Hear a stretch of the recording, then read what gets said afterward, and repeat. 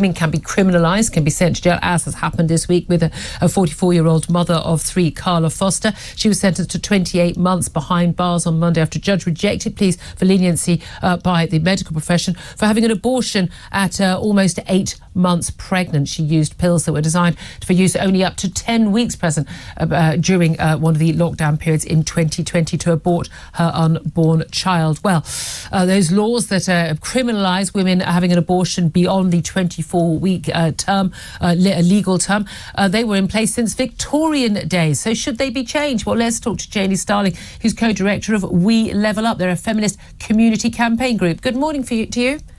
Good morning. Thank you very much for joining us. I mean, this whole story is awful. It's awful for the child that died. It's awful for the family. It's awful for the woman who's been incarcerated. But at the end of the day, this woman knowingly, deliberately killed her unborn child. Many of us would use the term murdered her unborn child. She didn't need to do that. We know from her Google searches, what the judge had heard in court, that she knew what she was doing was wrong. She knew that it was against the law.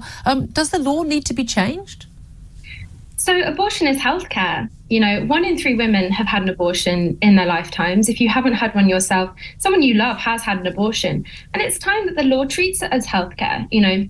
As you've said, a woman has been sent to prison, a mother of 3 has been sent to prison on the basis of a Victorian law from 1861 that urgently needs to be removed from our law books, because if we don't decriminalise abortion in the UK, this won't be the last case that we see. And I think if we look at what laws were around in 1861, this was 77 years before the NHS.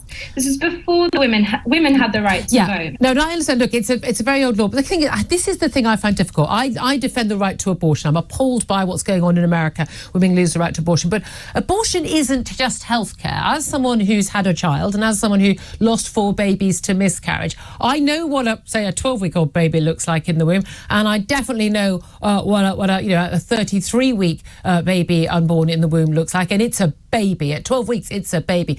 We accept abortion as, in many cases, most of us, the country at large, and most of Europe has accepted, and most of the Western world, that abortion is often the least worst thing. It's never a good thing. It's the least worst thing in a scenario where an accidental pregnancy has happened. A woman just feels unable to have a baby, even for financial reasons, and I accept that right. However, there comes a point during that pregnancy where the woman's sort of absolute right that starts being weighed up against the child's right to life.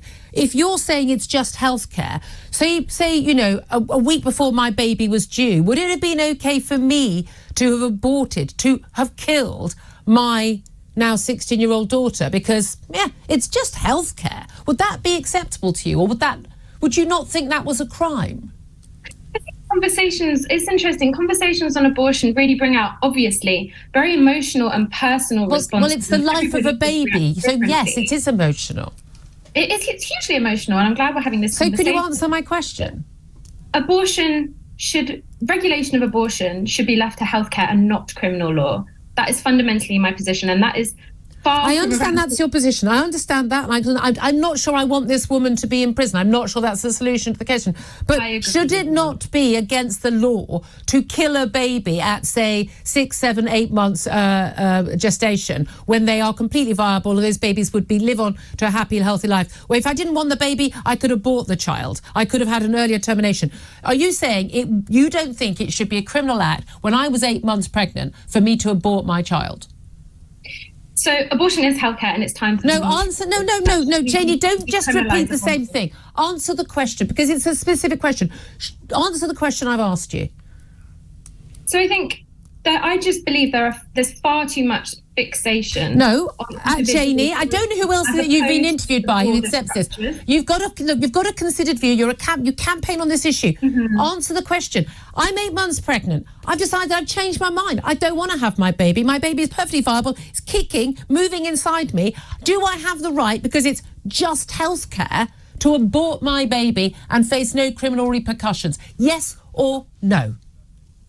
Yes, and you should not face criminal repercussions. This is a decision for you, and it's for medical experts. Sod the baby. And nurses. Sod the baby. I think in Carla Foster's case, we should be talking about her 3 children, her 3 born children, who the judges have has decided to separate her from for a prison term. That's well, going to most men go to prison have got kids too. Look, I don't think it's ideal. I don't think it's the right decision. I think it's a desperate situation. There's lots of personal aspects here.